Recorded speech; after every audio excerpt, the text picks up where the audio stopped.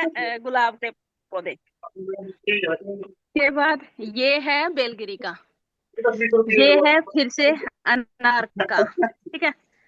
और ये है मेहंदी का, ओ बहुत ऊंचा जा रखा है, ये है मेहंदी का। ये है कड़ी पत्ता, बारिश के कारण मतलब आड़े टेढ़े हो रखे हैं। ये है कड़ी पत्ता। ये है आड़ू का। ये है जो दिख रहा है आपको बहुत बड़ा, ये है बहेड़ा का। पूरी और वनस्पति तो आपके घर के आसपास। दोबारा तो दिखा। अब और दोबारा ये है दिखा। आड़ू का। दोबारा ये दिखा। है जो दिख रहा है आपको बहुत बड़ा, ये है बहेड़ा का। ये बड़ा है वो शीशम का पेड़, बहेड़ा के पास वाला शीशम का दोबारा पेड़ है। दिखा। ये है दोबारा नीम का। दिखा। दोबारा दिखा। जी भैया। वंदे मातरम सभी को। आज बारिश का सीजन था, 11 बजे की एडमिन मीटिंग में आप सभी का स्वागत है। मैं आज आई हुई थी मेरे पौधों के कलेक्शन में, मेरे प्लॉट में, मेरे बाड़ी जिसको हम बोलते हैं बाड़ी, उसमें। तो मैं दिखा रही हूँ मेरे पौधे। सबसे पहले ये है कड़ी पत्ता, ठीक है। उसके बाद ये बड़े वाला है नीम। ये है बहेड़ा, अ, पूरा झाड़ है पूरा बड़ा। ये इसके पास शीशम। ये है आड़ू। और ये वाला है मेहंदी, ठीक है। ये है अनार,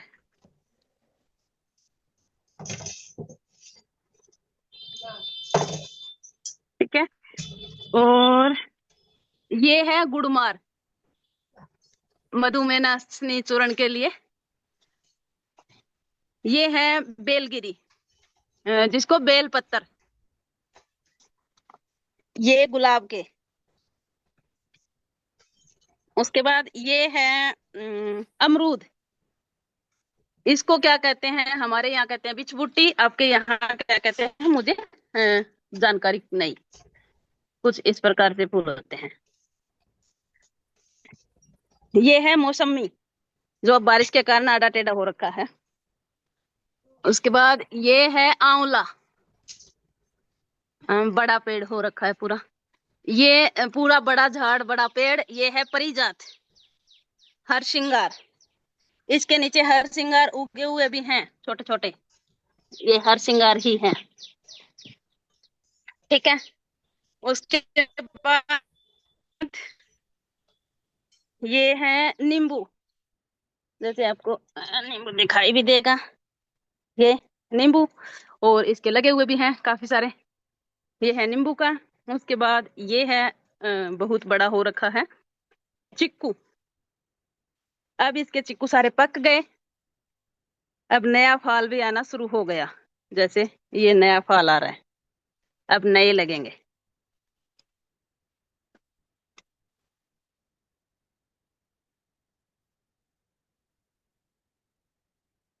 ये है, ठीक है। ये भी चिक्कू, इसके पास दो बड़े बड़े हो रखे हैं।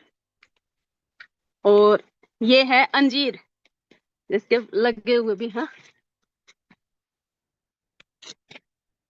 दिख रहा होगा अंजीर। ये भी काफी बड़ा हो गया। ये जामुन, जामुन के बारिश के कारण आज सारे गिर गए थे, तो वो सफाई करके मैंने रख दी बाहर। ये है आम, आम के भी पूरे फल पक गए। कुछ अब की बार बंदर ने तोड़ दिए थे और कुछ पक गए थे। ये पक भी गए ठीक खत्म बड़े हो हो गए। पक के खा गए, खा लिया भैया।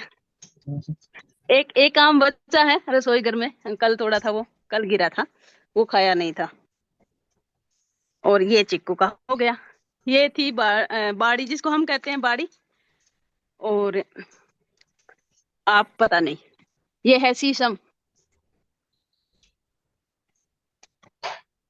और ये बहेड़ा, बहेड़ा का भी बहुत बड़ा हो रखा है, पूरा ऊपर गया। ये नीम, नीम भी पूरा बड़ा। ये इंजाइम, मतलब इनके लिए फर्टिलाइजर जिसको कहते हैं, वो तैयार कर रही थी।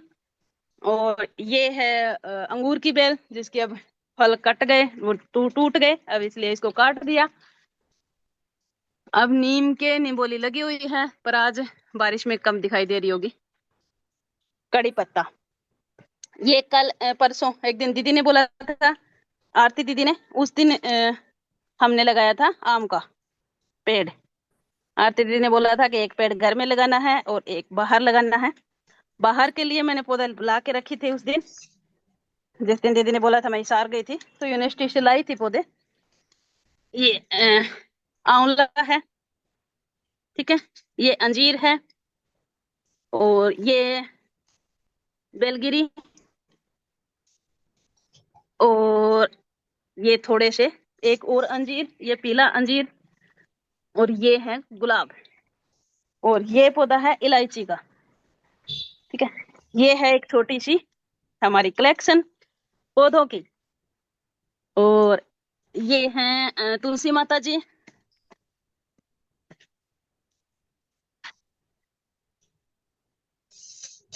ये सारा,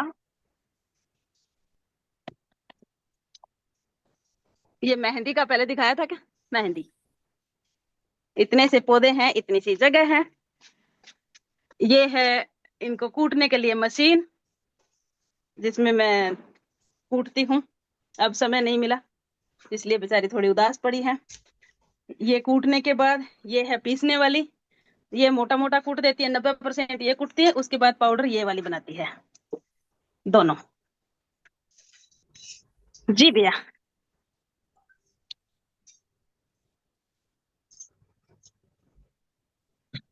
और आज बारिश आ रही है, अभी भी आ रही है।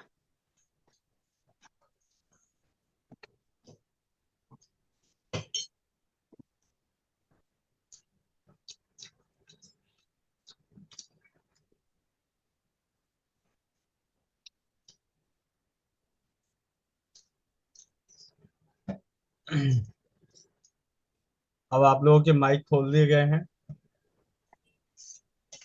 आप में से जिन्हें भी दो शब्द कहने हो तो भैया बड़ी लेट से खोले माइक को, मोनिका दीदी न्यूज खत्म हो गया। तो दीदी कह रही मेरे को भी कूट दो। मोनिका बहन दिखाइए, कम ही है यहाँ। मोनिका बहन बहुत कम दिखाए हैं, कुछ भी तो नहीं दिखाया। क्या है बाल बगीचा के बस। बहुत सुंदर, बहुत सुंदर। मन खुश हो गया दीदी। मोनिका बहन अंजीर का पेड़ का फोटो भेज। अंजीर के पेड़ का फोटो भेज दो, ठीक है दीदी, भेज दूंगी। हाँ अंजीर ही भेज दो, पौधा का फोटो भेज के क्या करोगे। दिखाया दीदी अपना बाग एक बार फिर से दिखा दो। बाग बना रखा है दीदी ने पूरा। दोबारा दिखा दीदी दोबारा। मोबाइल खराब हो जाएगा। टाइम से आया करो। बारिश हो रही है, ऑर्गेनिक दूर से अंजीर देख मिलेगी लो। मोनिका बहन के यहाँ से। सही बात है, अंजीर खाएंगे। दिल्ली में रहने वालों के लिए तो ये एक सपना है। राहुल ने से को मत कहो।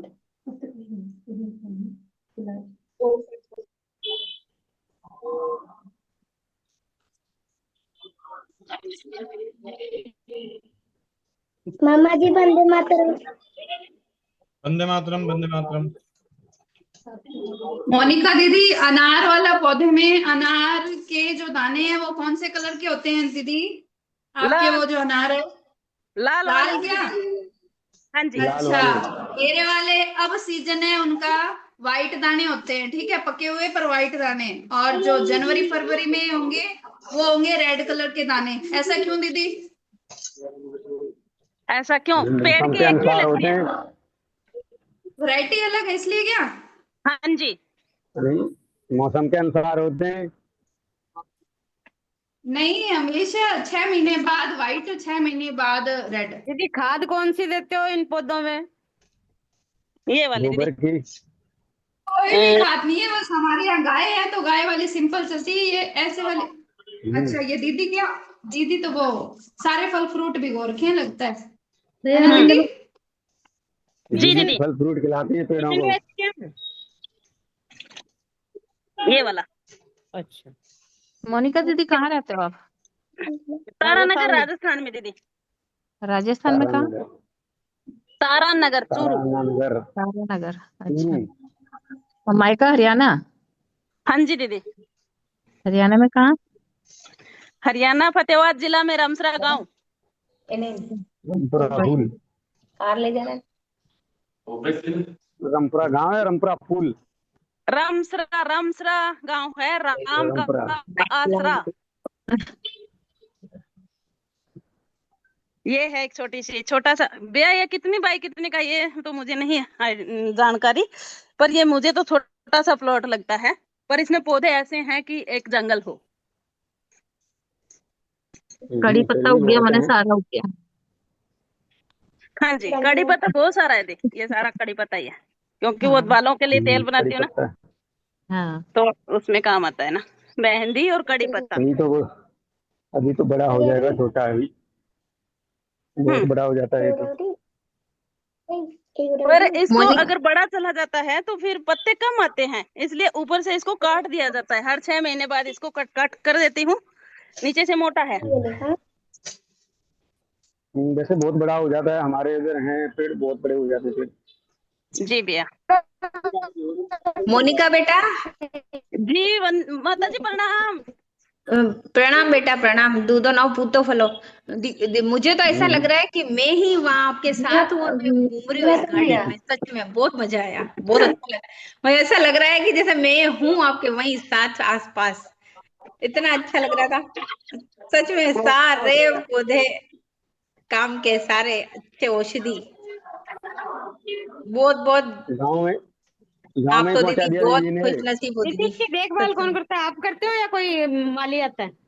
एक और मोनिका जो साहू रहता है नाम वही का करेगा। प्राणी आता है। हाँ, जो रहता है वही करेगा। और कौन करेगा? एक मोनिका साहू के नाम से प्राणी आता है, वही करता तो रहता है करता है। जब समय मिलता है। जो ऑलराउंडर है, हर चीज में आगे। अच्छी बात, अच्छा गार्डन है। ठीक है दी, दिल परमात्मा की गार्डन कृपा है। गार्डन हो गया दीदी, दिल गार्डन बहुत गार्डन हो बहुत गया धन्यवाद, इस गार्डन को देख सबका के। बहुत बहुत धन्यवाद। चलो मैं एक बार नहा के आती हूँ, मिलते हैं थोड़ी देर बाद। बारिश में भीगी हुई हूँ, ठंड लग रही है मुझे। तो पंजाब में गर्मी पड़ रही है, उधर ठंड है। राजस्थान में हूँ पर आज बारिश थी ना, तो इसलिए बारिश में थोड़ा वो हो जाता है, हवा लगती है ना भीगने के अरे बाद, दीदी नालो गर्म नालो, पानी से ठंडी कर नहा लो, लो, सर्दी गर्म लगेगी पानी से आपको। नहा लो। तो इसीलिए दीदी जाओ पहले, दीदी जाओ पहले, हाँ, ठंड आती लग हूँ। जाएगी, आज ठंड है बहुत। बाद में बात कर। हाँ जी दीदी जाओ पहले, बाद में बात करना।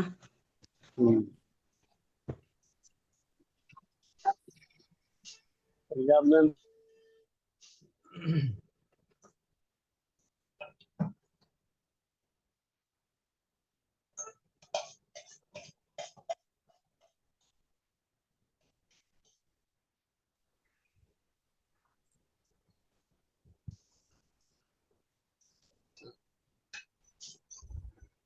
वंदे मातरम सभी को। हम लोग 11 बजे की नारी सुरक्षा के स्पेशल सेशन में आप सभी का हार्दिक स्वागत है। स्वास्थ्य रक्षक बने और बनाने की कड़ी में हम लोग यहाँ जमा हुए हैं, और उसी बीच में हम लोग के बीच अभी मुनका दीदी ने अपना गार्डन दिखाया, बारिश में भींग भींग करके सबने गार्डन का आनंद लिया और अच्छा बोले। ऐसे दूसरे का गार्डन अच्छा लगता ही है, लेकिन जब गार्डन का पत्ते या उसको हटाना, उसको काटना, तब लगता है कि बकवास है। आनंद लेना तो अच्छा लगता है, लेकिन उसकी सेवा करना बहुत कठिन हो जाता है। चलिए वो सब हो गया। अब हम लोग बनने बनाने में हम लोग अभी तक 66 लोग आ गए हैं, यानी कि 66 ऐसे साथी हैं जो हर हाल में नारी सुरक्षा को आगे ले जाने के लिए प्रतिबंध, हर हाल में इसको एक ऊंचाई पे लेके चलना है। यानी स्वस्थ समृद्ध परिवार का नारी सुरक्षा का स्पेशल सेशन जो हम लोग 11 बजे पर डे करते हैं। कुछ ना कुछ सीखते हैं और कुछ ना कुछ सिखाते हैं, अनुभवों से सीखते हैं और दूसरे को फिर जाकर के सिखाते हैं। तो सीखने के, दूसरे को सिखाने के लिए अगर सीखा जाए तो वो याद रहता है। तो हम लोग सीखने सिखाने के कड़ी में आगे हैं, और इसी बीच में हम लोग के बीच गोविंद भैया भी बने हुए हैं और आनंद भैया भी बने हुए हैं। तो पहले इसकी शुरुआत हम लोग के बीच आनंद भैया से ही करते हैं, क्योंकि आनंद भैया अभी फुर्सत में है, क्योंकि गाड़ी में है। फिर गाड़ी से जब उतर जाएंगे तो बिजी हो जाएंगे, तो इसलिए हम लोग पहले आनंद भैया से मिलते हैं। जी भैया वंदे मातरम। वंदे मातरम भैया। सभी लोगों को भैया वंदे मातरम। जी भैया बताएं। बताना क्या कहना भैया? बताना जी। आनंद भैया से आज स्वास्थ्य रक्षक बने बनाए अभियान में एक प्रश्न करते हैं, उनका जवाब आनंद भैया देंगे। पूरे शरीर में नारी शक्ति के पूरे शरीर में कमल किसे कहते हैं? नारी शक्ति के पूरे शरीर में कमल किसे कहते हैं? कमल के भैया तो इसकी जानकारी तो है नहीं अपने को। तो अब हम बहुत अच्छी चीज आज जानेंगे, सीखेंगे कि नारी शक्ति के पूरे शरीर में कमल किसे कहते हैं। किसी और को मालूम है तो हैंड रेज कर लीजिए।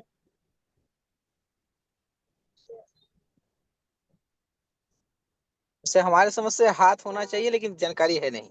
जी भैया, अभी बात करते हैं। पूजा जी और संदीप कौर दीदी बताने वाली हैं।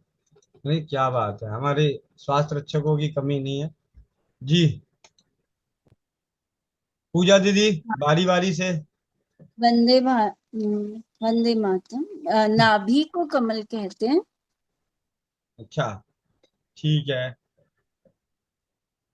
और किसी को? संदीप कौर माता जी, दीदी जी। आंखों को बच्चे शब्द पे पढ़ते थे ना, कमल, नयन, लोचन, ये सब इसी में पढ़ा था। कोई बात नहीं, अभी चलते हैं और आगे चलते हैं। संगीता गोयल दीदी। यस, प्रणाम सर। सर नहीं, भाई। भाई सर, भाई ये इसको हस्त कमल बोलते हैं ना अपन, हाथों को बोलते हैं हस्त कमल। मैंने बोला स्त्रियों में ही होता है वो कमल, तो हाथ तो पुरुषों में भी हो गया। कॉमन सेंस लगाने का प्रयास कीजिए। मैंने कहा अब मेरी बात सुनिए, फिर दोबारा सवाल सुन लीजिए। मैंने बोला नारी शक्ति के शरीर में एक ऐसी जगह है, एक ऐसी चीज है जिसे कमल कहा जाता है। पुरुष में नहीं है, वो नारी में है। ठीक है, तो फिर तो गर्भाशय है। ठीक है, अभी और चलते हैं आगे की ओर और चलते हैं। थोड़ी थोड़ी पहुंचने का प्रयास किया जा रहा है। अंजना गोयल। ये इसको क्या बोलते हैं? नाभि। चलिए, संजू। भैया गर्भाशय अंडकोश को। रीना नवलानी दीदी, बाकी म्यूट करते जाइए। जब सही जवाब आ जाएगा तो वहीं से भी मैं बताना शुरू कर दूंगा। जब तक सही जवाब नहीं रहेगा तब तक नाम आगे लेता जाऊंगा। रीना नवलानी दीदी। अनुराधा साहू। भैया चरण को ही कहते हैं। पूजा कपूर। एक नाम अभी मैं बीच में छोड़ दिया हूँ क्योंकि वो कहीं ना कहीं पकड़ न ले, इसलिए। भैया मूलाधार चक्र को। दुर्गा काले। योनी भैया। एसके मलिक कलकत्ता। मैंने सुना था कोमल स्थान को कहते हैं, कहीं उसी को तो कमल नहीं को कहते हैं। नहीं, ज्योति गुप्ता। शायद यहाँ सही जवाब मिलने की उम्मीद है। हृदय कमल बोलते हैं, हृदय। नहीं, तो अंग्रेजी में बोलता हूँ, सारे समझ जाओगे। प्लेसेंटा, जो हमेशा नहीं खिलता, गर्भ धारण होने के बाद ही वो कमल तैयार होता है। मतलब होता है शरीर में, लेकिन असली कमल तभी होता है प्लेसेंटा, जिससे हमारा बच्चा जुड़ा रहता है। चलिए, इसे सरल भाषा में लिखा कैसे गया है आयुर्वेद में?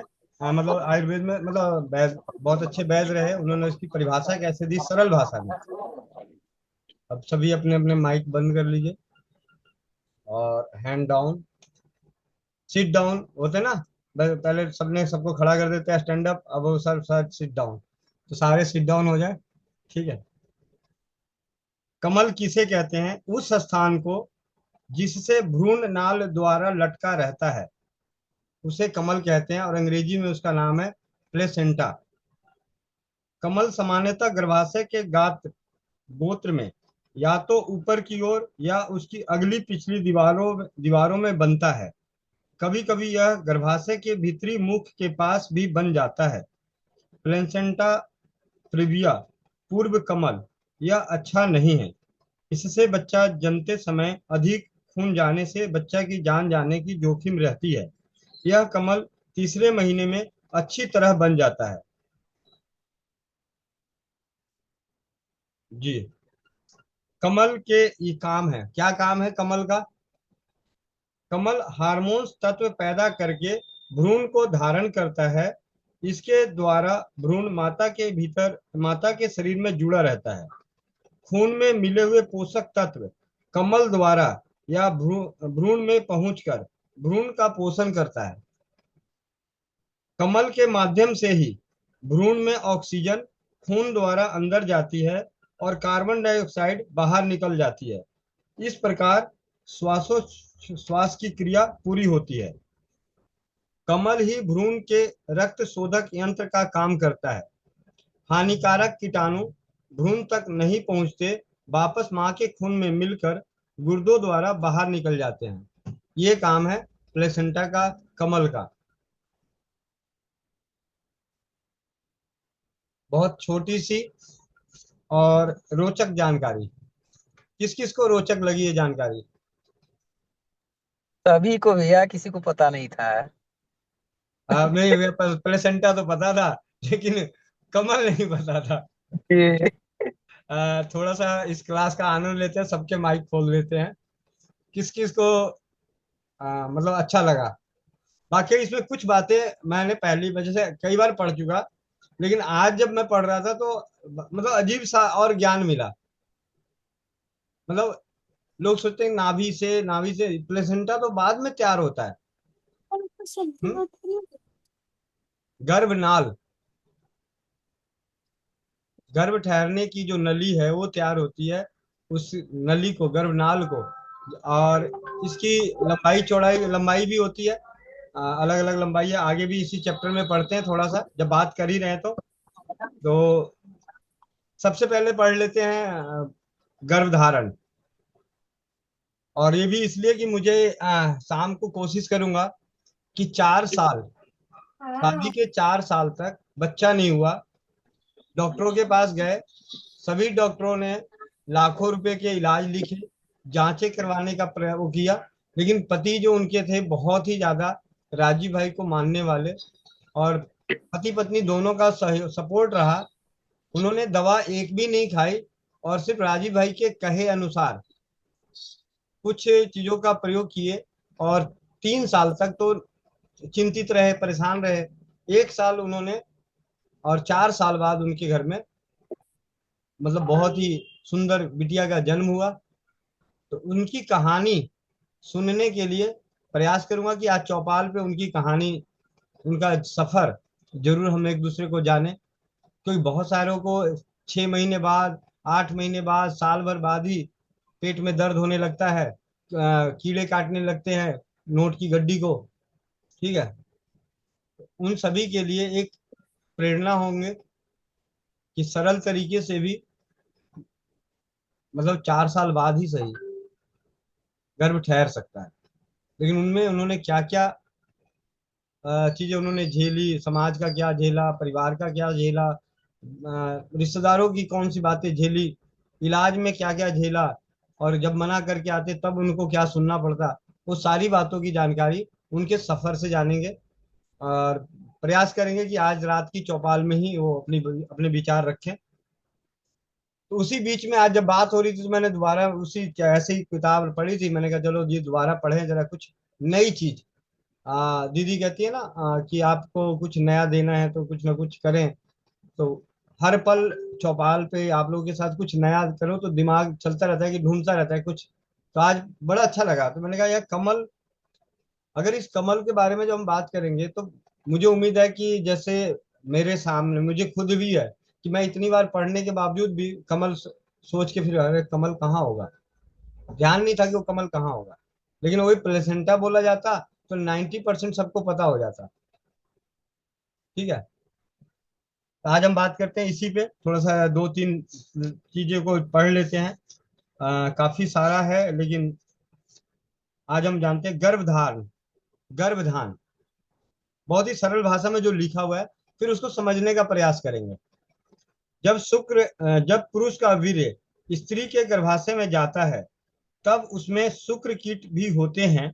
शुक्र कीटों का डिंबों से अधिक अनुराग होता है, अतः जिस डिंब प्रणाली में डिंब होता है उसी में शुक्र कीट घुसते हैं।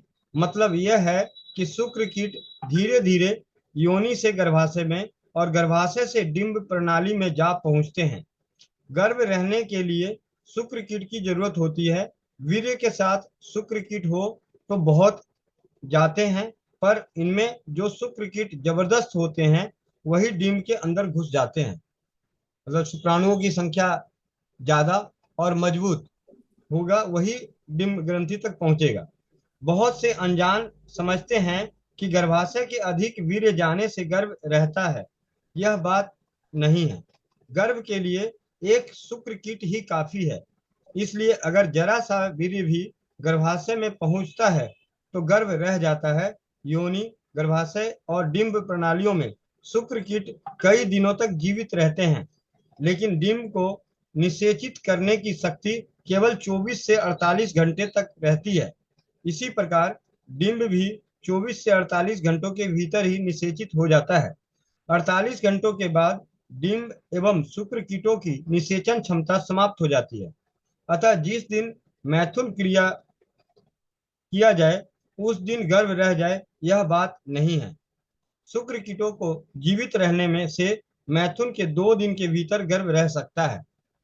अब इस छोटी सी जानकारी से हमें इस बात की हुई, जैसे कोई परिवार नियोजन का ध्यान रखना चाहते हैं तो उनके लिए है कि आप 2 दिन फिर भी सुरक्षित हैं।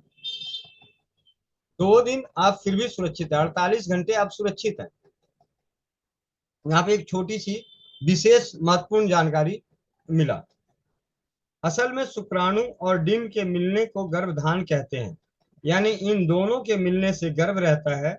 जब शुक्राणु या शुक्र कीट का एक ही डिंब से मेल होता है तब एक ही गर्भ रहता है और एक ही बच्चा पैदा होता है। जब कभी 2 शुक्र कीटों का 2 डिंबों से मेल हो जाता है तब 2 गर्भ पैदा होते हैं। इस दशा में स्त्री एक साथ या थोड़ी देर के अंतर से 2 बच्चे जनती हैं। कभी कभी 2 शुक्र कीटों का एक डिंब से मेल हो जाता है, तब जो बालक पैदा होता है उसके आपस में जुड़े हुए 2 शरीर होते हैं। ऐसे बालक बहुधा बहुत दिन नहीं जीते, लेकिन अब तो शल्य चिकित्सकों द्वारा अलग किए जाने से जीवित रह भी सकते हैं। शुक्र कीट और डिंब का संयोग बहुधा डिंब प्रणाली में होता है, पर कभी कभी गर्भाशय में भी हो जाता है। इन दोनों के मेल को ही गर्भधान होना कहते हैं और इन दोनों के मेल से जो चीज बनती है उसे ही गर्भ कहते हैं। नाल क्या चीज है? नाल भ्रूण, गर्भ या बच्चा गर्भाशय की दीवारों से एक रस्सी नुमा बंधन द्वारा लटका रहता है। इस रस्सी को ही नाल या नाभि नाल कहते हैं, क्योंकि नाल एक तरफ भ्रूण या बच्चे की नाभि से लगा रहता है और दूसरी ओर गर्भाशय कमल से। इसमें एक सिरा और 2 धमनियां होती है जो कमल में पहुंचकर कई शाखाओं में फैल जाती है। नाभि नाल उतना ही लंबा होता है जितना कि भ्रूण या बच्चा, यानी लगभग 18 इंच से 24 इंच तक। कभी कभी यह बहुत लंबा 50 इंच या छोटा 6 इंच भी होता है। कमल किसे कहते हैं? इसे हम पढ़ चुके थे, दोबारा पढ़ लेते हैं। ये कमल किसे कहते हैं? उस स्थान को जिससे भ्रूण नाल द्वारा लटका रहता है कमल कहते हैं। कमल सामान्यतः गर्भाशय के गात्र में या तो ऊपर की ओर से या उसकी अगली पिछली दीवारों में बनता है। कभी कभी यह गर्भाशय के भीतर मुख के पास भी बन जाता है। यह अच्छा नहीं है। इससे बच्चा जन्मते समय अधिक खून जाने से जच्चा की जान जोखिम में रहती है। यह कमल तीसरे महीने में अच्छी तरह बन जाता है। कमल के ये काम हैं। कमल हार्मोन तत्व पैदा करके भ्रूण को धारण करता है। इसके द्वारा भ्रूण माता के शरीर से जुड़ा रहता है। खून में मिले हुए पोषक तत्व कमल द्वारा या भ्रूण में पहुंचकर भ्रूण का पोषण करते हैं। कमल के माध्यम से ही भ्रूण में ऑक्सीजन खून द्वारा अंदर जाती है और कार्बन डाइऑक्साइड बाहर निकल जाती है। इस प्रकार श्वासोच्छ्वास की क्रिया पूरी होती है। कमल ही भ्रूण के रक्त शोधक यंत्र का काम करता है। हानिकारक कीटाणु भ्रूण तक नहीं पहुंचते, वापस मां के खून में मिलकर गुर्दों द्वारा बाहर निकल जाते हैं। यहां तक हमने पढ़ा गर्भधारण, नाल और कमल। गर्भ का वृद्धि क्रम, ये भी सरल भाषा में जानते हैं। गर्भ का वृद्धि क्रम, उसके बढ़ते हुए क्रम क्या है? 3-4 सप्ताह का गर्भ, इसकी लंबाई 0.5 इंच और भार 1.25 से 1.5 मासे तक होता है। लंबाई 0.5 इंच यानी 1 इंच का तीसरा हिस्सा, और वजन 1.25 से 1.5 मासे तक यानी 1.5 ग्राम, मतलब 1 से 1.5 ग्राम तक का वजन होता है। परिणाम उसकी चींटी के समान होता है। मुख के स्थान पर एक दरार और नेत्रों की जगह पे 2 काले तिल होते हैं। 3-4 हफ्ते का जो गर्भ होगा वो चींटी के समान होगा, और एक लाइन और 2 काले तिल, मतलब आंख और मुंह। 6 सप्ताह का गर्भ, इसकी लंबाई आधा इंच से 1 इंच तक और वजन 3 से 5 मासे तक। 6 सप्ताह यानी 1.5 माह, 1.5 माह का गर्भ। सिर और छाती अलग अलग दिखते हैं, चेहरा भी साफ दिखता है। नाक, आंख, कान और मुंह के छेद बन जाते हैं तथा हाथों में उंगलियां निकल आती है। कमल बनना भी आरंभ हो जाता है। जिस तरीके से 2 मास का गर्भ, जब 2 माह पूरे हो गए, 8 महीने 8 सप्ताह का, इसकी लंबाई 1.5 इंच के करीब और भार 8 से 20 मासे तक यानी 20 ग्राम का वजन। होठ और आंखें दिख पड़ती है, परंतु भ्रूण लड़का है या लड़की यह नहीं मालूम होता। मल द्वार, फेफड़े और लीवर आदि दिखते हैं। 3 मास का गर्भ, इसकी लंबाई टांगों को छोड़कर लगभग 3 इंच और भार 2.5 छटाक से करीब होता है। सिर बहुत बड़ा होता है, उंगलियां अलग अलग दिखती है, भगनासा या सीसन भी नजर आते हैं। अतः कन्या है या पुत्र, इस बात के जानने में संदेह नहीं रहता। 4 मास का गर्भ, इसकी लंबाई 3.5 या 4 इंच के करीब और टांगों को मिलाकर 6 इंच के लगभग होता है। सिर की लंबाई कुल शरीर की लंबाई से चौथाई होती है। गर्भ का लिंग साफ दिखता है, नाखून बनने लगते हैं, कहीं कहीं रोए दिखने लगते हैं और हाथ पांव कुछ कुछ हरकत करने लगते हैं। 5 मास का गर्भ, सिर से एड़ी तक 8 से 10 इंच करीब और वजन आधा सेर यानी 500 ग्राम होता है। सारे शरीर में बारीक बाल होते हैं, यकृत अच्छी तरह से बन जाता है, आंतों में कुछ मल जमा होने लगता है, गर्भ हिलता डुलता रहता है, माता को उनका हरकत करना या हिलना डुलना मालूम होने लगता है, नाखून साफ दिखते हैं। 6 माह का गर्भ, इसकी लंबाई सिर से एड़ी तक 12 इंच और भार यानी वजन 1 सेर के करीब 1 किलो के करीब होता है। सिर के बाल और स्थानों की अपेक्षा ज्यादा लंबे होते हैं, भौं और बोर्निया बनने लगती है। 7 मास का गर्भ, इसकी लंबाई 14 इंच और भार 1.5 सेर के लगभग। सिर पर कोई 5 इंच लंबे बाल होते हैं, आंतों में मल इकट्ठा हो जाता है। इस मास में पैदा हुए बालक अगर यत्न से पोषण किया जाए तो बच सकता है, पर ऐसे बालक बहुधा मर जाते हैं। 8 मास का गर्भ, इसकी लंबाई 16 से 17 इंच, भार 2 सेर के करीब। इस मास में पैदा हुआ बच्चा अगर सावधानी से पालन किया जाए तो जी जाता है। 9 मास का गर्भ, इसकी लंबाई 18 इंच तक और भार 2 सेर से 2.5 सेर तक होता है। इस मास में अंड बहुधा अंडकोश में पहुंच जाता है। 10 माह का गर्भ, इसकी लंबाई 20 इंच के लगभग और वजन 3.25 से 3 सेर के करीब होता है। शरीर पूरा बन जाता है, हाथों की उंगलियों के नाखूनों, पोरुओं से पोरुओं से अलग दिखते हैं। पैर की उंगलियों के नाखून पोरुओं तक रहते हैं, आगे नहीं बढ़े रहते। टट्टी के बाल 1 इंच लंबे होते हैं। अगर बालक जीता हुआ पैदा होता है वह जोर से चिल्लाता है, और यदि उसके होठ में कोई चीज दी जाती है तो वह उसे चूसने की चेष्टा करता है। गर्भाशय में किस तरह रहता है? पहले के महीनों में जब भ्रूण छोटा होता है उसका सिर ऊपर और धड़ नीचे रहता है, पर पीछे के महीनों में सिर पीछे और चुत्तड़ ऊपर की ओर हो जाते हैं। 96% भ्रूण इसी तरह रहते हैं, यानी सिर नीचे और पैर ऊपर रहते हैं। योनि से पहले सिर निकलता है, फिर पीछे से चुत्तड़ निकलते हैं, लेकिन जब सिर ऊपर और चुत्तड़ नीचे होता है तब बालक चुत्तड़ के बल होता है। कभी कभी कंधे, पैर या हाथ भी पहले निकल आते हैं। सिर के बल होना सबसे उत्तम और सुखदायी है। बच्चा जनने में किनको, कब और कितना ज्यादा पीड़ा होती है?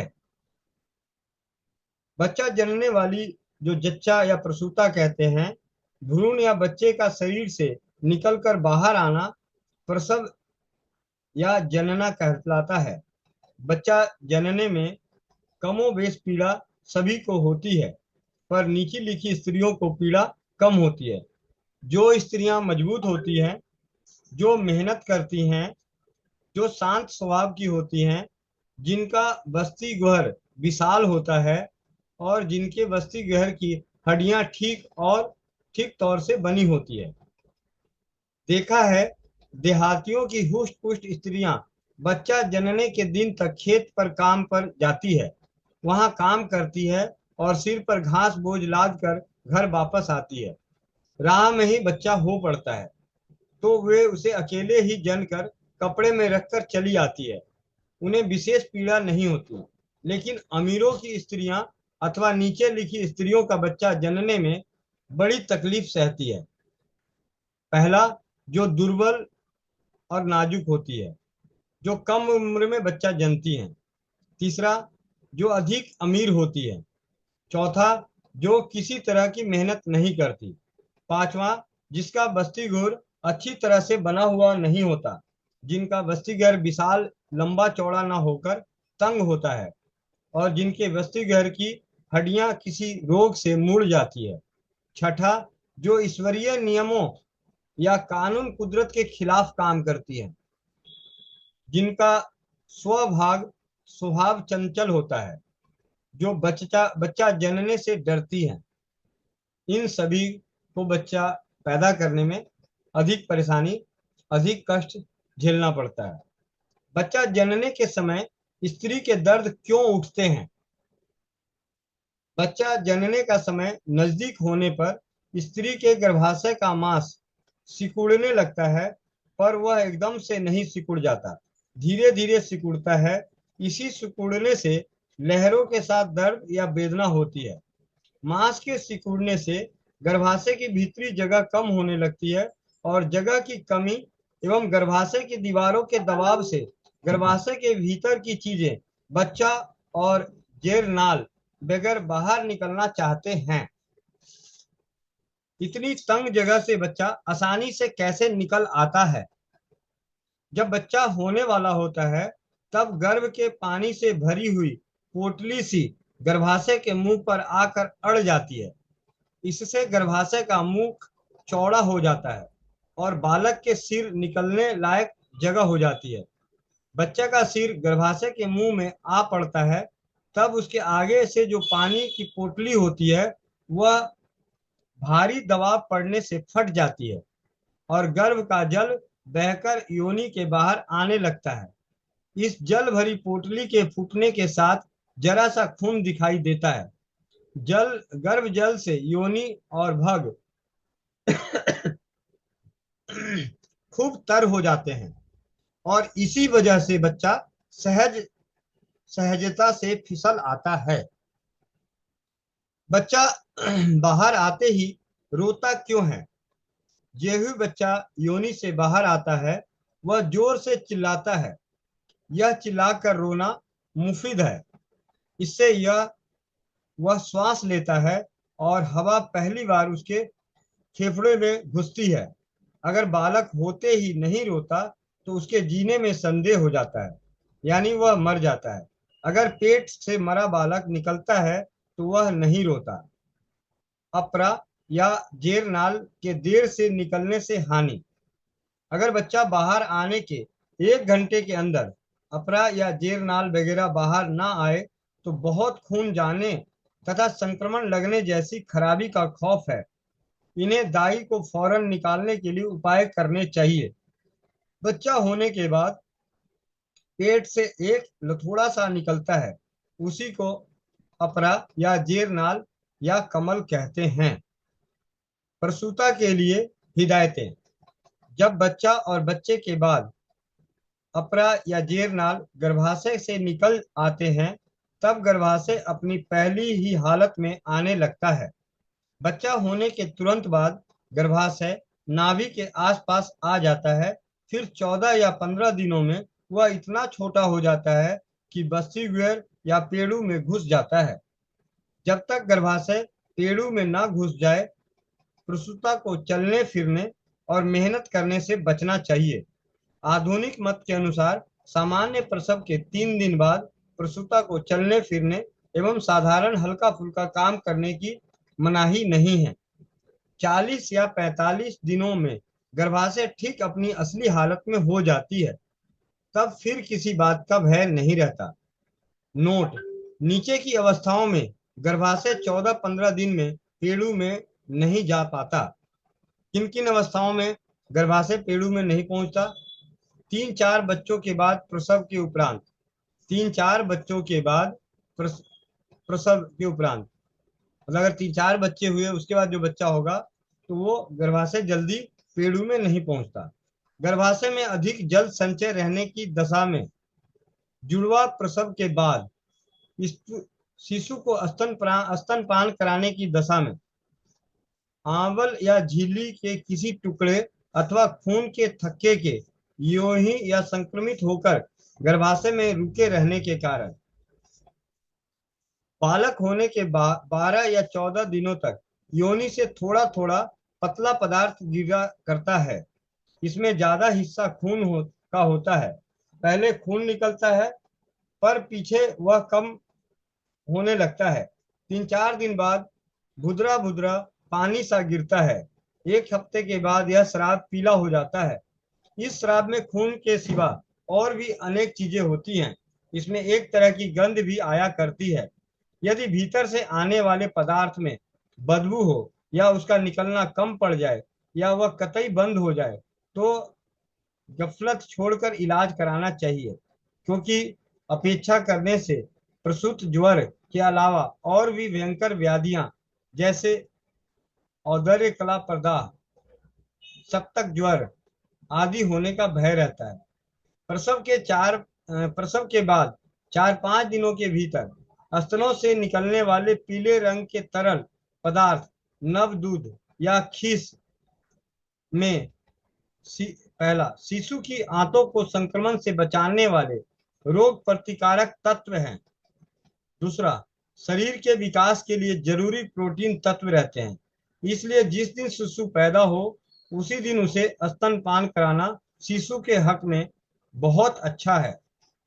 नोट: आधुनिक मत है कि नाभि नाल काटने के तुरंत बाद स्तनपान कराने से आंवल कमल जल्दी निकलता है। इस प्रकार शीघ्र ही गर्भाशय सिकुड़ने के कारण मां को अधिक रक्तस्राव होने का खतरा भी नहीं रहता। तो स्वस्थ समृद्ध परिवार निर्माण प्रयास के तहत 11 बजे की मीटिंग में नारी सुरक्षा स्वास्थ्य रक्षक बने बनाए अभियान के तहत आज हमने स्वाध्याय किया। गर्भधान, नाल, कमल, गर्भ की वृद्धि और प्रसव की सर्वसाधारण महत्वपूर्ण जानकारी।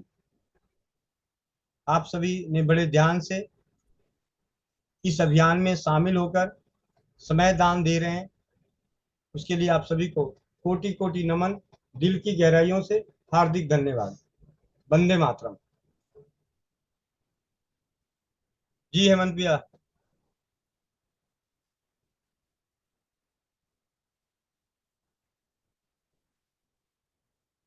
किसी को कुछ कहना? जी भैया बहुत बहुत धन्यवाद। और निश्चित है हम लोग को एक नया जानकारी, जैसे वो कुछ कुछ चीजें की तो जानकारी थी, लेकिन वो शब्दों की जानकारी तो वाकई में नहीं थी। जैसा कि मैंने हम लोग नहीं रहा था कि नाभि मैंने लगभग उस, या तो हमें लग रहा है कि उसके ठीक उल्टा, जहां से कि मैंने नाभि के ठीक अंदर से ही वो जो जाता है, जैसे कमल का जो फूल का जो डंठल रहता है, जैसे आप जब पढ़ रहे थे कमल, तो मुझे जो मतलब प्रारूप याद आ रहा था कि ऐसे जो कमल खिलता है तो जो पाइप लगा हुआ ऐसे दिखाता है, तो हमें लगा कि वही डंटी होगा कमल का। थोड़ा सा स्पष्ट करें भैया, मतलब मेरा फीलिंग और हाँ, समझ। वो जो गर्भनाल से लगा हुआ है वो गर्भनाल होता है। कमल अलग ही गर्भाशय की दीवारों से कहीं ना कहीं से एक अलग सी लगती है, जो प्लेसेंटा कहलाती है। जो बाद में जो आखिरी में आपने देखा एक शब्द आया था कि एक मिनट बड़े ध्यान से, एक मिनट कहाँ गया, कि आखिरी में बच्चा पैदा होने के बाद जो क्या बोलते हैं, गर्भनाल काटने पे पेशेंट जल्दी हाँ, वापस जो जाता बाहर है। आता है वही कमल है।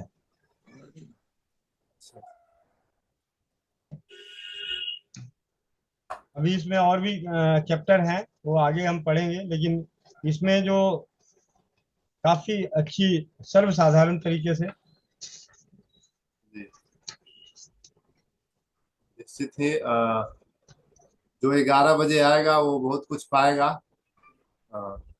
तो समय निकाल करके और अपने कामों को मतलब थोड़ा सा किनारे कर करके करें, मतलब जब कर करके करें कामों को कंप्लीट करके, है ना, समय अपना निकाल लेंगे उसके बाद करें तो ज्यादा बेहतर मिलेगा खास करके।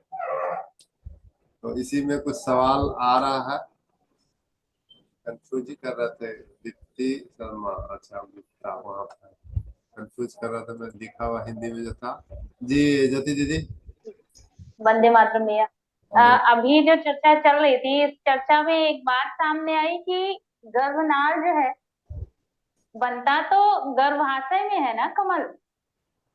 जी, कमल जो है है ना, गर्भाशय तो में ये बनता है। तो उससे एक संभावित बात निकल के आती है कि ये तंत्रिका तंत्र के माध्यम से बना होगा और उन्हीं के संकेतों से आहार जो बच्चे को जरूरी है वो सब प्लेसेंटा के माध्यम से, गर्भनाल के माध्यम से बच्चे को मिलता है। जो ब्लड वेन्स होंगी उसके साथ तंत्रिका तंत्र का गुच्छा होगा और वो कमल का रूप धारण करता होगा, क्योंकि आपने कहा ना कि गर्भाशय की दीवार पर ये बनता है और बच्चे के पोते के साथ वो उस बैग के साथ, मतलब बैग के साथ वो बाहर भी निकल जाता है, समाप्त भी हो जाता है। जी, क्योंकि वो तीसरे महीने बन रहा है और बच्चा होने के बाद तीसरे महीने बना 1 घंटे बाद और निकल जा रहा जैसे है। जैसे प्लेसेंटा परिपक्व होता है वैसे वैसे वो भी परिपक्व होता है। उसे प्लेसेंटा के माध्यम से बच्चे को जो भी पोषण मिलता है तो उसके पीछे का रीजन जो है ना, वो रीजन ये कमल है। कमल में जो तंत्रिका तंत्र और जो ब्लड वेसल्स होंगी, रक्त नलिकाएं होंगी, उनके माध्यम से इन्हें पोषण मिल रहा है। ये कहने का तात्पर्य है क्या? जी जी जी, अभी तक जो हम, मेरे ख्याल से जो हम समझते थे कि नाभि से बच्चे को सारी चीजें मिल रही थी, वो भोजन जो है वो प्लेसेंटा तैयार करके दे रहा है बच्चे को, जो है प्लेसेंटा। तभी तो कहते हैं जब प्लेसेंटा खिसक जाता है, नीचे आ जाता है, तो उससे माँ को कहा जाता है कि आप आराम से आराम करो, पैरों को उठा के रखो, ऊपर की तरफ रखो, ताकि वो ज्यादा नीचे ना आ जाए। तो कहीं ना कहीं ना ज्ञान होने के कारण अभी तक हम ये सोचते थे कि भैया गर्भनाल ही वो जा, गर्भनाल तो सिर्फ बच्चे को लटकाने के लिए है कि वो बाहर निकलेगा। और भैया इसमें दो चीजें, आप पढ़ते समय एक और बात बता रहे थे कि गर्भाशय के किसी भी स्थान पर ये जो कमल है वो बन जाता है। हाँ, लेकिन तो अगर ये एक जगह ये लिखा हुआ था, अगर एक जगह लिखा हुआ था कि किसी गर्भाशय की भीतरी मुख के पास भी बन जाता है, तो ये अच्छा नहीं माना जाता। जैसे जहां पे भीतरी मुख, मतलब जहां से शुरू हो रहा है, अगर वहीं पर बन गया तो अच्छा नहीं होगा। क्योंकि वो हमेशा बच्चे प्लेसेंटा को नीचे पोषण रहेगा। सही से नहीं मिल पा हाँ, प्लेसेंटा हमेशा नीचे रहेगा, तो डर बना रहेगा, खतरा गर्भपात होने का।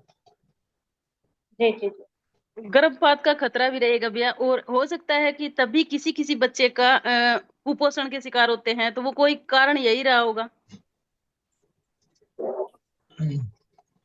क्योंकि हम तो इतने दिन तो नाभि से ही समझ रहे थे ना इस चीज को। अब ऐसा है, मेरी इच्छा है कि अब सादिया दीदी को एक बार और बुलाया जाए, सिर्फ इन्हीं भैया 4-5 ये हरियाणा के वेद हैं क्या जो आज आप किताब पढ़ रहे थे? इनकी लैंग्वेज मुझे हरियाणवी हाँ लग जी रही हाँ थी। जी हाँ जी, हरियाणा के वैद हैं। नहीं, ये हरियाणा के नहीं है, ये हरियाणा के नहीं है, जी। ये हरियाणा के नहीं है, ये यूपी के हैं। कहाँ के भैया? यूपी। अच्छा, मथुरा। मथुरा के। और भैया जी ये पेंडू क्या कहलाता है, किस स्थान को हम बोलते हैं? पेंडू पेंडू किस स्थान को बोलते हैं? पेड़ू। पेड़ू बोला जाता है दीदी। पेड़ू जो नाभि से 4 इंच नीचे। अच्छा। नाभि से मतलब नाभि से नीचे, जहाँ गर्भाशय है, जहाँ आपको ओवरीज। भारीपन महसूस होता है, पीरियड के दिनों में दर्द वगैरह ज्यादा महसूस होता है। भाई पेट में दर्द थोड़ी होता है, पेट से पहले पेड़ू में दर्द होता है। हाँ, बाई और दाई जो फेलोपियन ट्यूब होती है उससे लगा हुआ होता है गर्भाशय बीचों बीच। तो हाँ उस गर्भाशय के का स्थान जो है ना उसको आप बोल रहे हैं पेंडू। हाँ हाँ जी, शरीर के जिस हिस्से के अंदर जहाँ पे है, वहां वो उसके उस वाले हिस्से को पेड़ू कहते हैं। मतलब गर्भाशय भी किसी एक और थैली में सुरक्षित है, उसके ऊपर वो पेड़ू है। जी धन्यवाद। जी जी।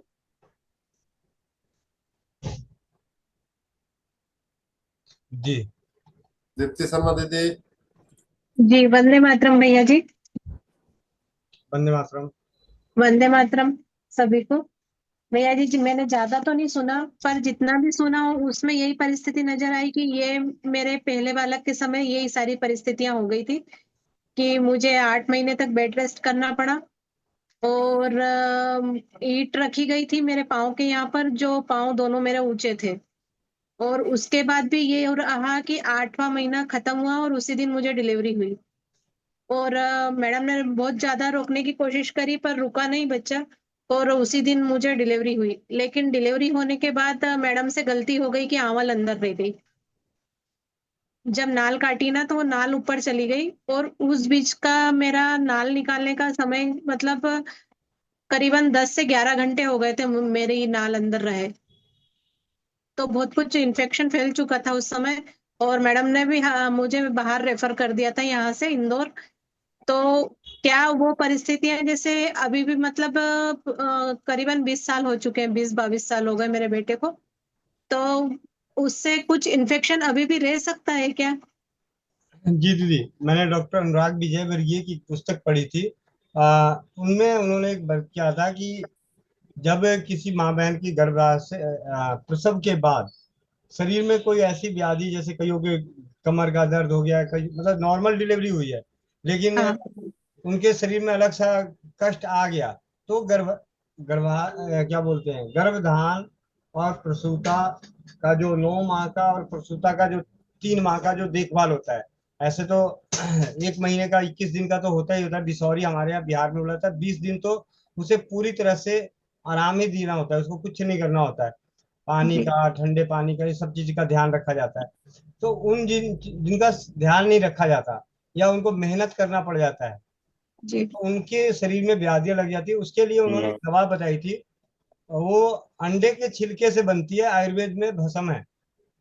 अंडे के छिलके से, उसका नाम याद नहीं, टेढ़ा नाम है, लेकिन मैंने वहां पे उनके माध्यम से पढ़ा था कि अगर प्रसव के बाद किसी का शरीर बहुत ज्यादा कमजोर रहने लगे, उसके अंदर इम्यूनिटी खत्म हो जाए, दर्द रह रहा हो, मतलब व्याधियों पे व्याधि, एक बीमारी ठीक नहीं होती, दूसरा शुरू हो जाता है, दूसरा ठीक होता है, तीसरा शुरू हो जाता है, तो उस परिस्थिति में उन्होंने बताया था कि ये दवाइयाँ जो होती है ऐसे लोगों के लिए काफी अच्छा सरल तरीके से। तब मुझे बात समझ में आई थी कि जब इतने बड़े जो हैं आयुर्वेद को पढ़ के और एमडी हैं उसमें, तो उन्होंने बात रही है, कही है, तो जरूर कहीं ना कहीं सच है। जी जी भैया। क्योंकि और जो क्योंकि दीदी भैया उस समय मुझे ब्लड भी चढ़ा और उसी के बाद से मुझे साल भर के बाद मुझे वाइट डिस्चार्ज की समस्या खड़ी हो गई, जिसके कारण मेरे घुटने दोनों बहुत ज्यादा दर्द करते हैं। आज 20 साल हो गए उन चीजों को। और शरीर में मतलब कुछ ना कुछ दर्द रहता ही रहता है। कमर दर्द तो फिक्स हो गया है और घुटने का दर्द भी। जी जी और भैया इसीलिए ना हमारे गांव में जैसे पूर्वजों से कहते आ रहे हैं, दादी नानी के माध्यम से हमने सुना कि एक तो जो और नार ना गिरे उसके लिए एक दिन पहले भी आपको याद होगा एक बहन को नहीं गिरी थी, तो बाल तो लेते हैं मुंह में। उसके बाल मुंह में लेने के लिए मैंने सुना था। तो वो मैंने कई बहनों को ये करवाया, तो 100% उसने हमेशा ही बाल मुंह में, उसकी ही चोटी या किसी का भी बाल मुंह में देने के लिए मैंने जो सुना था तो कि उसकी चोटी मुंह में दे दी जाती है तो एकदम से उसको उबाक लगती है, मतलब उकाई आती है, तो उकाई के साथ ही और नार बाहर आ जाती है। और एक ये सुनी थी जैसे आप अब दीप्ति दीदी ने बताई कि अगर डिलीवरी के दौरान कोई रोग रह गया, मतलब दादी नानी उस चीज को तो नहीं जानते होंगे कि ओरनार का कुछ है, अगर उस टाइम कुछ हो गया या कुछ रह गया या जो डिलीवरी कराने वाली है उसने नाखून नहीं काटे हुए हैं तो उसका इन्फेक्शन हो गया, तो वो जीवन भर साथ रहता है, जब तक वो जाती है तब तक साथ रहता है। तो कहीं ना कहीं जैसे दीदी ने बताया कि मेरे साथ ऐसी समस्या हुई, तो अब 20 साल हो गए तब भी उसका असर है। तो जी ये दीदी। हमारे तो पूर्वज भी जी दीदी, कारण ये रहा ना कि वो मतलब यहाँ से मुझे बाहर रेफर कर दिया था। हमारे उस समय यहाँ पर कोई सुविधा नहीं थी, तो मुझे इंदौर जाने में भी टाइम लगा और इस बीच में मेरे शरीर का सारा खून निकल चुका था। मतलब जिस गाड़ी में लेकर गए थे ना, उस गाड़ी में पूर्ण रूप से पूरा ब्लड ही ब्लड हो गया था। और हाँ वहां भी जी। मैडम ने मुझे औजार के माध्यम से निकाला है, मतलब मेरे पेट में औजार घुमाए और उसके माध्यम से फिर निकाला। तो मुझे कुछ एक आध साल तो मैं कुछ चीज खाती थी तो मेरा पेट दर्द रहता था, फिर धीरे धीरे धीरे नॉर्मल होने लगी। पर हाँ, शारीरिक जो दर्द अभी तक बनता आ रहा है कि घुटनों का दर्द है, मैं कितनी दवाई कर लूं घुटने का दर्द नहीं जाता, कमर का नहीं जाता, और एक वाइट डिस्चार्ज, ये तीन चीजें मेरे शरीर को छोड़ती ही नहीं है। और इसके कारण मैं बहुत ज्यादा मतलब परेशान भी हो गई हूँ। और कोई सी दवाई ऐसा लगता है कि सूट होने को तैयार ही नहीं है मेरे शरीर पर। तो आज भैया ने जब ये पढ़ा ना, तो मुझे ये समझ में आया कि ये चीजें मेरे लिए फिक्स हो गई है कि हाँ, ये रहेगी मेरे शरीर में।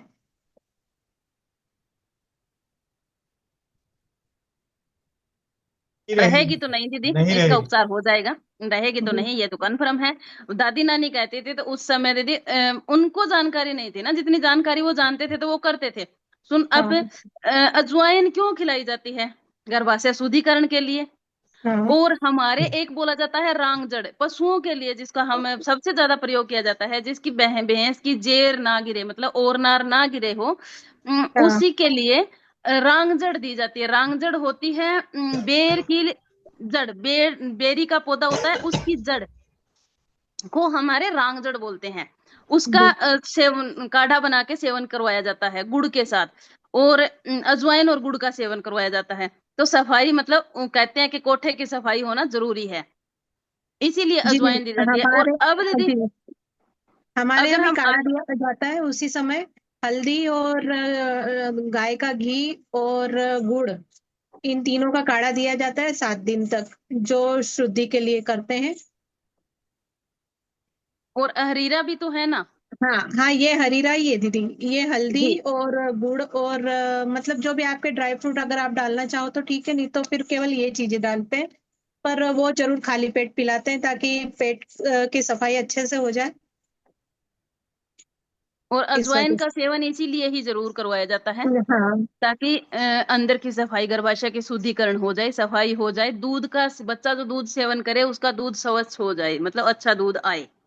जी दीदी। हाँ, तो ये इसी कारण से दीदी मेरा बच्चा भी बहुत कमजोर हुआ और 8 महीने में ही हो गया था। तो वो मतलब मैं उस समय 8 महीने तक कुछ खा पी नहीं पा रही थी, जो खाती वो सारा उल्टी में निकल जाता।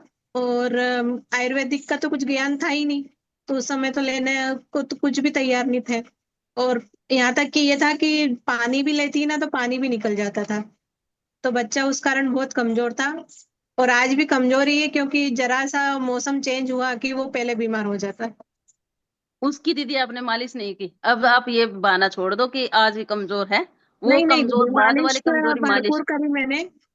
मालिश मैंने उसकी भरपूर करी, मालिश में कमी नहीं रखी। जब तक मेरे से नहीं बनी, जब तक दाई लगाई थी और उन्होंने करी, उसके बाद मैंने करी।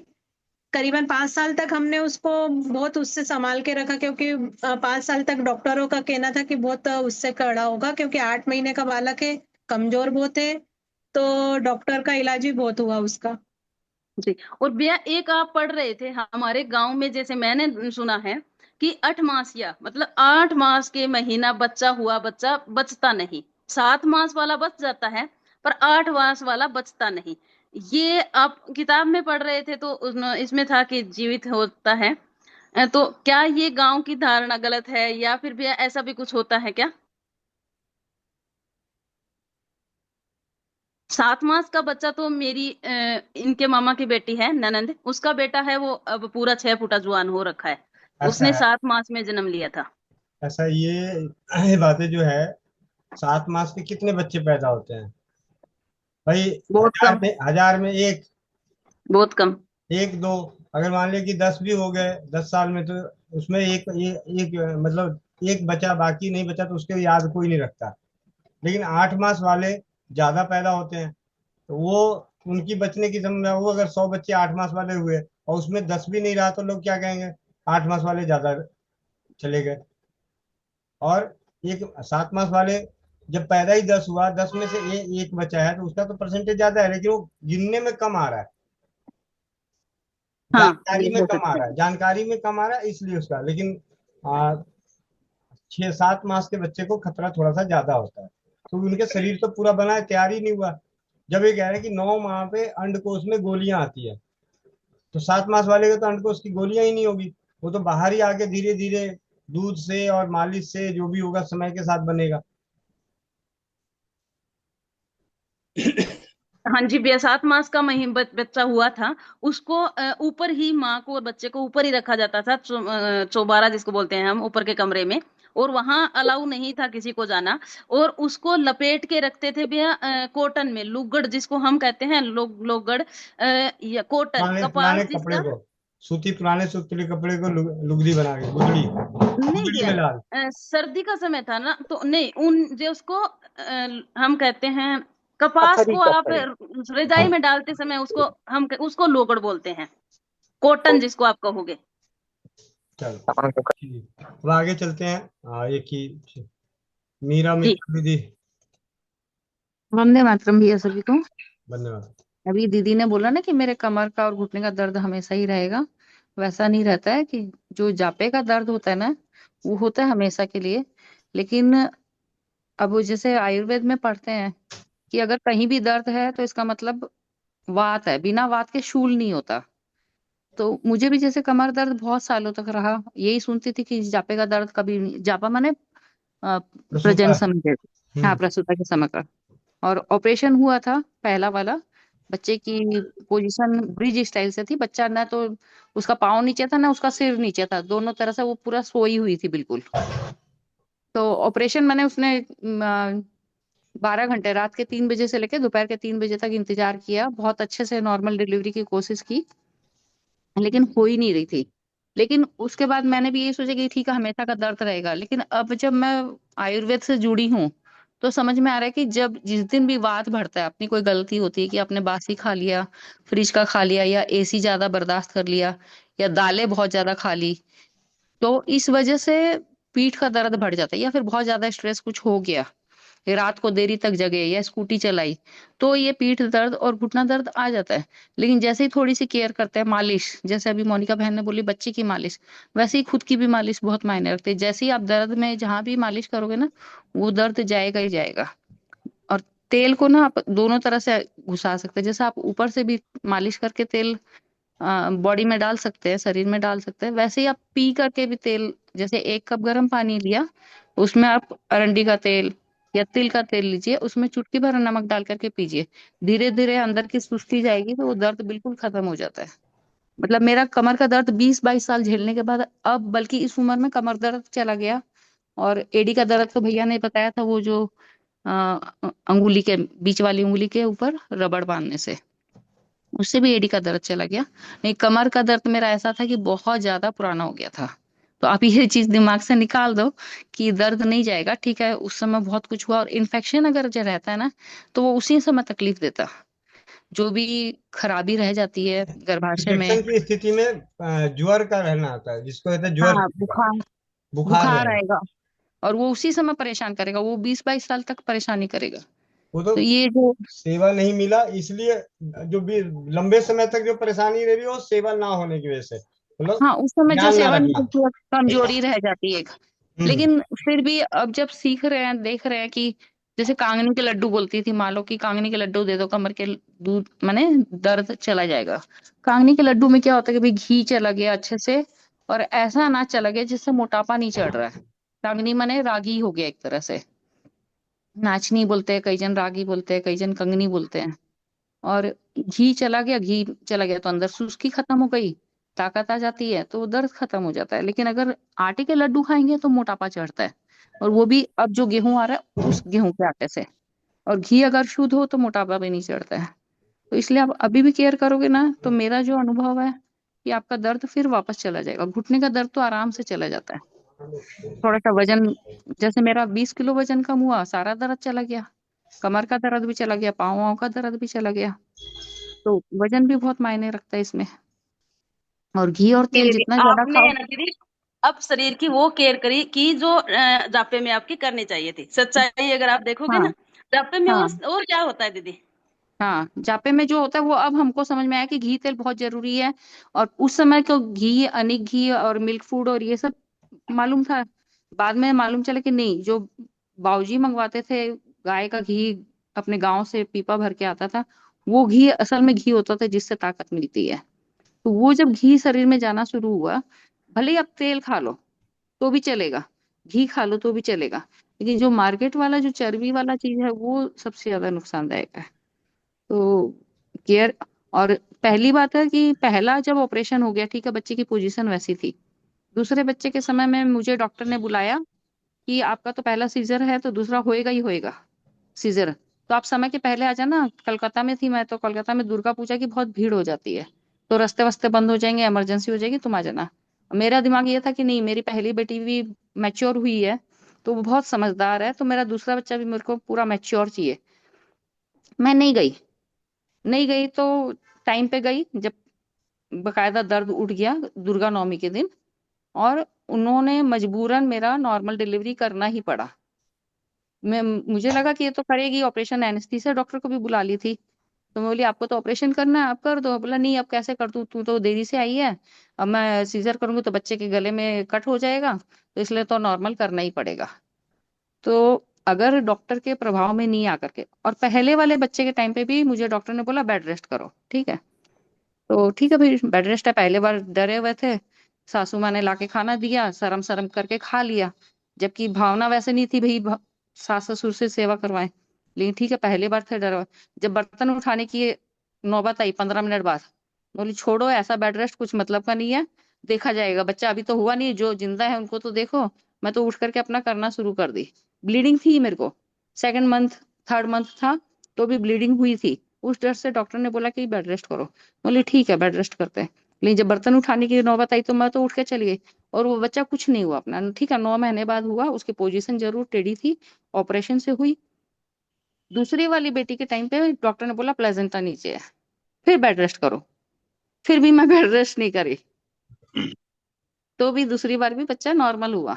तो ठीक है, कुछ कुछ केस होते हैं जिसमें ओलनाट फंस जाती है, या पहले के जमाने में बच्चे चले जाते थे, लेकिन आज के दिन अपनी वैसी एक्सरसाइज ही नहीं है कि इतनी दिक्कत आए, तो इसलिए ज्यादा डरना भी नहीं चाहिए।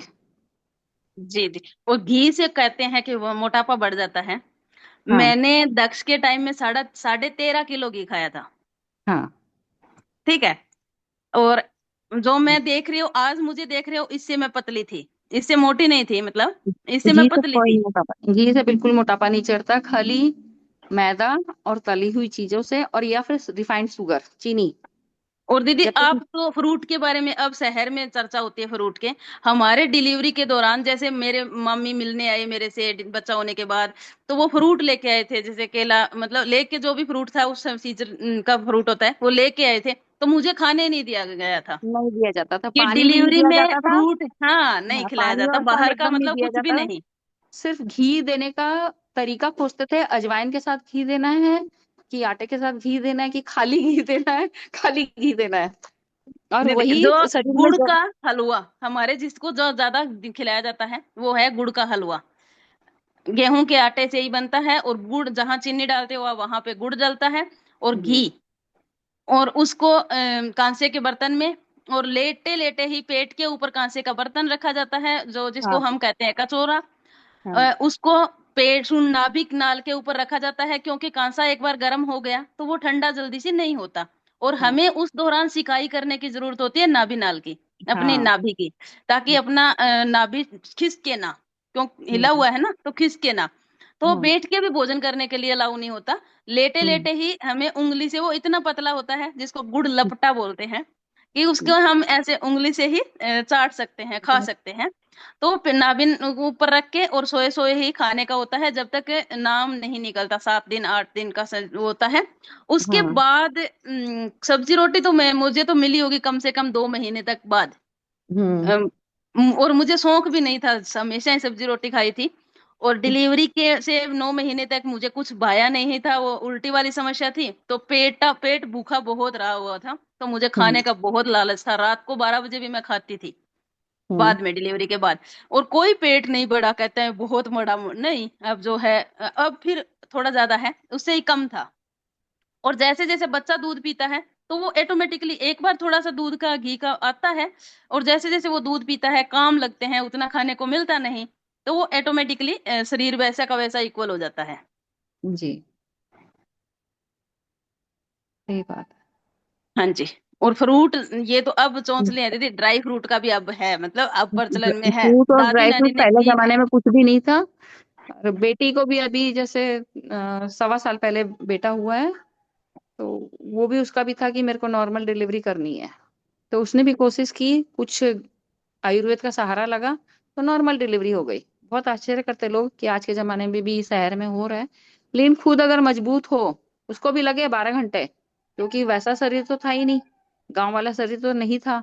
बच्चे पढ़े हैं, बैठ बैठ करके सीए की है वो, तो बैठा हुआ शरीर था, लेकिन फिर भी सुबह से शाम तक इंतजार करके नॉर्मल डिलीवरी तो हो गई। जी। और मेरी जो मैंने खुद की मेहनत थी, मेरे तो 2 घंटे में ही नॉर्मल डिलीवरी हो गई थी, जबकि पहले एक सीजर हो चुका था। थोड़ा सा अपना मन का मजबूती बहुत मायने रखती है इसमें। और जैसे भैया पढ़ रहे थे ना कि आसानी से बच्चा आ जाता है, ये एक मिथ्या है। जिस बहन हाँ ने बच्चा पैदा किया है उसी को पता है, ये एक हाँ सच्चाई है। ऐसा कुछ भी नहीं होता कि बच्चा आसानी से बाहर आता है, नहीं, ये कभी नहीं हो सकता जीवन में। इसीलिए कहते हैं कि जननी माँ का कभी कर्ज चुकाया नहीं जाता, वो इसीलिए कहा जाता है। हाँ। और आज के शरीर में तो वैसे ही लचीलापन है ही नहीं, पहले के जमाने में था। और आज भी जो लोग देखो, जो मसल्स टाइट हो गई है उनके मुश्किल है, लेकिन जिनकी मसल्स लचीली होती है ना, जैसे गांव के लोग एक्चुअली बहुत काम करते थे पहले, और उकड़ू बैठ के काम करते थे। सबसे बड़ी बात वो होती है कि जैसे बटरफ्लाई में भी वो मसल्स मजबूत होती है अपने प्रजनन अंगों की। तो इस तरह की जो मेहनत है कि, और बैठने का मूढ़ा रहा नहीं, सब चेयर पे टेबल पे बैठने का, तो वो फ्लेक्सिबिलिटी शरीर में रहा नहीं। अगर वो चीज रहे कि उकड़ू बैठ करके काम किया जाए, तो उनको अभी भी है। गांव में देहात में हो रहा है जैसे कि ठीक है, वैसा मेहनत करती है तो आसानी से हो जाता है, लेकिन इतनी जल्दी नहीं हो पाता है कि आदमी को दर्द औरत को दर्द तो होगा ही होगा। एक 4 इंची का सिर भी बाहर निकलेगा तो शरीर फाड़ के ही निकलता है, उसमें तो दर्द नहीं है।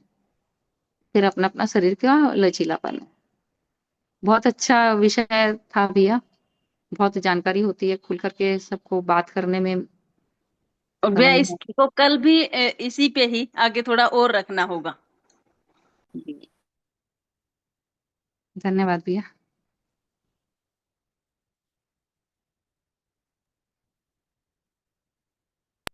जी। तो चलें आगे की प्रक्रिया शुरू करें। ज्योति बहन, आपने 2 बार आईडी क्यों लगा दी? हम्म। जी वंदे मातरम भैया जी। आपने नारी सुरक्षा में 2 बार आईडी क्यों लगाई?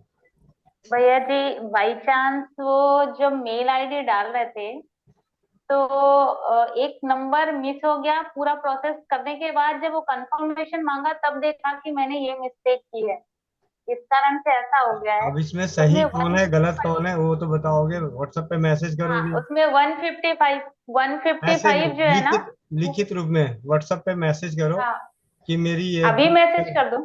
हाँ जी हाँ जी। जी अभी मैं मैसेज कर दे रही हूँ। और भैया जी चूंकि इस पे चर्चा चली रही है तो मैं ये चाह रही थी, क्योंकि मेरा बच्चा जून का है और उसके बाद सितंबर आते आते मेरे पैरों में खुजली स्टार्ट हो गई थी। आज बच्चा मेरा 13 साल का हो गया है और अभी भी मेरे पैरों में इचिंग होना शुरू हो जाती है। उन दिनों तो कान में भी सनसनाहट थी बहुत ज्यादा, पैरों में, पैर की उंगलियों में, हाथ की उंगलियों में खुजलाहट होती थी। अब मुझे सितंबर महीने से पैर में सॉक्स पहनना जरूरी हो जाता है। तो शायद आप में से किसी को ये जानकारी हो कि ऐसा क्यों होता है और इसमें क्या करना चाहिए। इस विषय को लेकर के मैंने सोचा कि ये चर्चा करूं जी और अभी मैं आपको आईडी अभी मैसेज कर हाँ देती हूँ। अब इस साल दीदी नहीं आगे की होगा। परिचर्चा कल करेंगे। और हाँ, अभी इस आपको साल नहीं होगा, इसके लिए आप निश्चित रहे। इस साल आप सितंबर में जुराब नहीं पहनोगे। आगे की परिचर्चा कल करेंगे इसी चीज पे, हेल्थ से रिलेटेड। अब करते हैं नारी सुरक्षा के घरेलू बचत व्यवसाय से रिलेटेड। तो दीदी आप फिर भी मैं आपको ऐसे बता दूं, जब बात कर रही है तो आप एक होम्योपैथी में एक दवा आती है रस्टक्स नाम की, रस्टक्स होम्योपैथी की दवा आती है रस्टक्स 200 की 5 बूंद सुबह सुबह अभी से लेना शुरू कर दो। जी ज्योति दीदी आपकी तरफ से जो कल गलती हुई है, 2 ईमेल आईडी से लॉगिन हो रखा है, उसमें से कौन सही है कौन गलत है व्हाट्सएप कीजिए ताकि अप्रूवल दिया जाए। अभी दोनों आईडी डीएक्टिवेट किया हुआ है, मतलब उसको अभी अप्रूवल नहीं मिला है। 155 ठीक है, चैट बॉक्स में नहीं व्हाट्सएप पे डालिए, ठीक है। दूसरी चीज, जिन्होंने भी आईडी लगाई है रजिस्ट्रेशन किए हैं और एड्रेस अपडेट कर दिए, ऑर्डर अपडेट कर दिए हैं, आपको ऑर्डर पहले अगर आपका किट मिल चुका है तब भी और नहीं मिला है तो इसकी जानकारी आप कंफर्मेशन में डालें। व्हाट्सएप के जरिए एक ग्रुप बना देते हैं जो जो जुड़े हुए हैं। सबसे पहले तो आप हेमंत भाई, मोनिका बहन या मेरे पास, हम तीनों में से किसी के पास भी आप नंबर भेज दें। जिनका रजिस्ट्रेशन होगा उनका एक ग्रुप अलग होगा, जिन उसमें कुछ नहीं लिखना है, उसमें सिर्फ आपके अपने ऑर्डर, अपनी आईडी या अपने जो भी जानकारी है नारी सुरक्षा से उससे संबंधित जानकारी डालनी है। भैया क्योंकि उसमें डालना है रजिस्ट्रेशन ना हो तो आईडी पासवर्ड, उसमें डालना है नंबर और पासवर्ड, दो चीज देनी है। जो अगर आईडी लगी है तो उसको पासवर्ड भी पता होगा और मोबाइल नंबर भी उनको पता होता है अपना। ये दो चीज जो व्हाट्सएप पे भेजेंगे उनको हम उस ग्रुप में ऐड करेंगे। क्योंकि अभी हमने क्या अभी आने वाले, क्योंकि जो पीछे हमने बिना वेबसाइट के जो काम किए हैं तो उनको सही लाइन पे लाने के लिए पहले किए गए जो है उन सबको एंट्री हो जाए। तो इसके लिए जिनका वो उस ग्रुप में वही जुड़ेंगे जिनका रजिस्ट्रेशन हो रखा है। उसके लिए आप पहले अपने व्हाट्सएप करिए।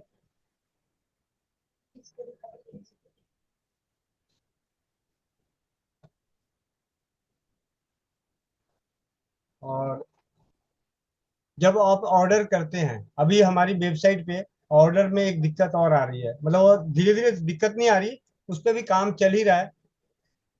सबसे पहले एक ऑर्डर करते हैं, उसके बाद अगर मान ली किसी को 6 बॉक्स की एंट्री करनी है, 6 बॉक्स लेना है, उसमें 2 XL, 2 XXL, 2 XXL लेना है, तो आपको जब दो दो सिलेक्ट कीजिएगा तो सबके कोरियर चार्ज जुड़ते जाएंगे। अभी मल्टी प्रोडक्ट सिलेक्ट करने की सुविधा नहीं है।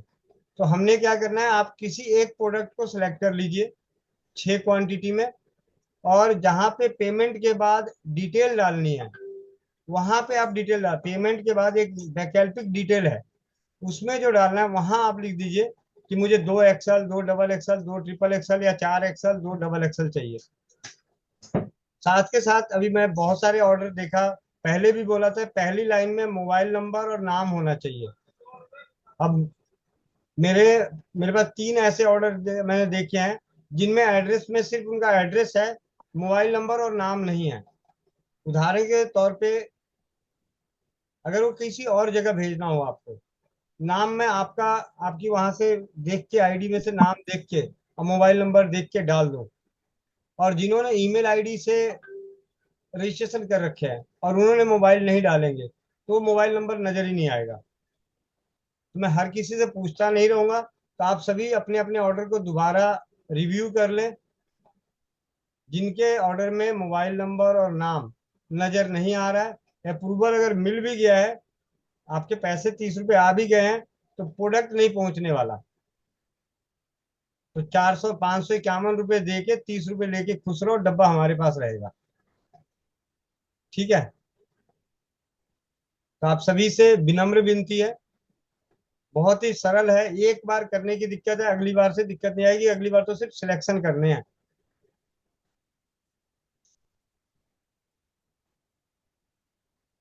लेन देन की आईडी, जो ट्रांजैक्शन आईडी है, एक तो है भुगतान की विधि।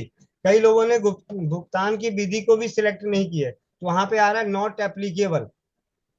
तो हम अभी देखो, हम लोग अभी आपस में छोटे कम स्तर पे काम हो रहा है, 50 60 100 लोग हैं, लेकिन जब ये 500 250 1000 होंगे तो कैसे पता चलेगा? एक ही समय पे अलग अलग आएगा। तो फोन पे, पेटीएम, गूगल पे लिखना जरूरी है, ऑनलाइन सेलेक्ट करना जरूरी है।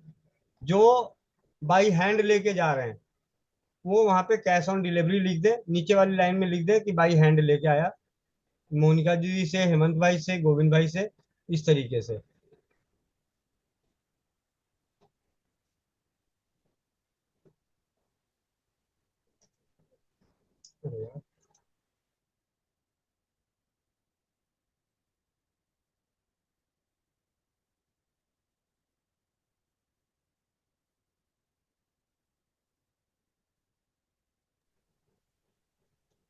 मंजू दीदी। भैया वंदे मातरम।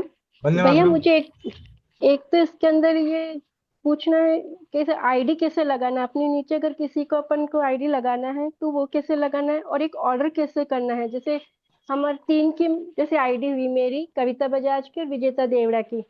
तो अब अगर हम जैसे वो 551 वाला ऑर्डर लगाना है तो वो कैसे लगाना है, और तो नए किसी को जोड़ना जी है तो दीदी, वो कैसे जी जोड़ना दीदी, मैं है। आपके ये सवाल का जवाब देके बाकियों के, आप बड़े ध्यान से सुनिएगा। दीदी के पास सवाल आ गया है, ये सवाल आप सभी के भी हो सकते हैं मन में, तो आप समझिए कि आपके सवाल हैं, आपके साथ ही बात की जा रही है।